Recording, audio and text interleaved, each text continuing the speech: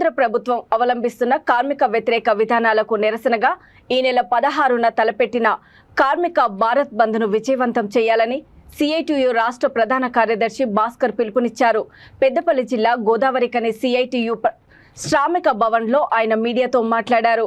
BJP ప్రభుత్వం పెట్టుబడిదారీ వ్యవస్థను కాపాడుకునేందుకు ప్రైవేటీకరణను ప్రోత్సహిస్తుందని ఆయన ధ్వజమెత్తారు. ప్రభుత్వ రంగ సంస్థలను ప్రైవేట్ పరం చేస్తూ కార్మికుల జీవితాలతో చెలగాటమాడుతున్నారన్నారు. పోరాడి సాధించుకున్న 29 కార్మిక చట్టాలను రద్దు చేసి 4 కోడ్లుగా మార్చిందన్నారు. గ్రామీణ ప్రాంతాల్లో ఉపాధి హామీ పథకాన్ని కేంద్ర ప్రభుత్వం నిర్వీర్యం చేసిందన్నారు. విద్య, వైద్యం సైతం ప్రైవేటీకరించేందుకు బీజేపీ ప్రభుత్వం కుట్ర పండుతుందన్నారు. సింగరేణిని ఆదాని, అంబానీలకు కట్టబెట్టే ప్రయత్నం జరుగుతుందని భాస్కర్ ఆగ్రహం వ్యక్తం చేశారు. కార్మిక హక్కులను కాపాడుకునేందుకు దేశవ్యాప్తంగా జరిగే బంద్లో కార్మికులందరూ పాల్గొని విజయవంతం చేయాలని కోరారు.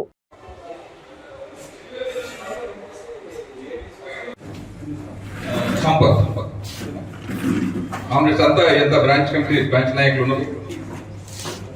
ప్రతి డివిజన్ నుంచి ముఖ్య నాయకత్వానికి సింగరేణిలకు సంబంధించిన అన్ని పాత్రికేయ మిత్రులకి నమస్కారం.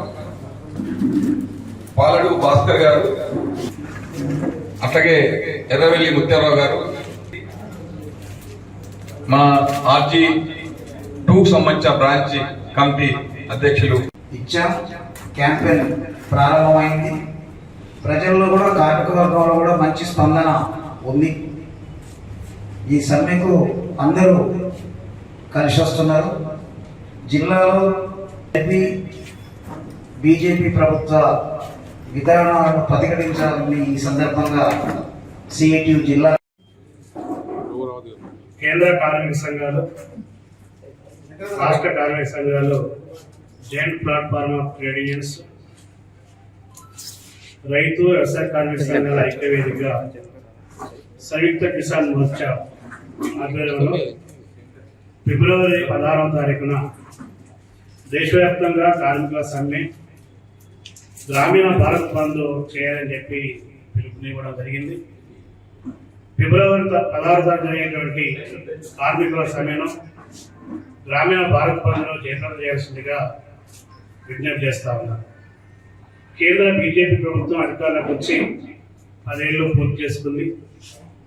ఈ 10 ఏళ్ల కాలంలో బీజేపీ విధానాల వల్ల దేశం తిరోగమన స్థానంలోకి వెళ్ళింది. మన దేశంలో గడిచినటువంటి 50 ఏళ్లలో ఎప్పుడూ పెరిగినంత నిరుద్యోగ సమస్య పెరిగింది. ఆకలి, దారిద్ర్యం, పేదరికం పెరిగాయి. పెట్టుబడిదారుల యొక్క లాభాలు ఈరోజు 30% పెరిగాయి. అదే సందర్భంగా కార్మికుల యొక్క నిజ వేతనాలు పడిపోయాయి. రైతు పండించినటువంటి పంటకు కనీస మద్దతు ధర ఇవ్వడం లేదు. గ్రామీణ ప్రాంతంలో పనిచేసేటువంటి ఉపాధి హామీ పథకాన్ని నిర్వీర్యం చేసేటువంటి చర్యలకు కేంద్ర ప్రభుత్వం పూనుకుంది. దానికి బడ్జెట్లో కోతలు పెట్టింది. SC, ST, BCలకు సంబంధించినటువంటి వారికి సేవల కోసం కేంద్రం కొన్ని స్కీములను ప్రవేశపెట్టింది.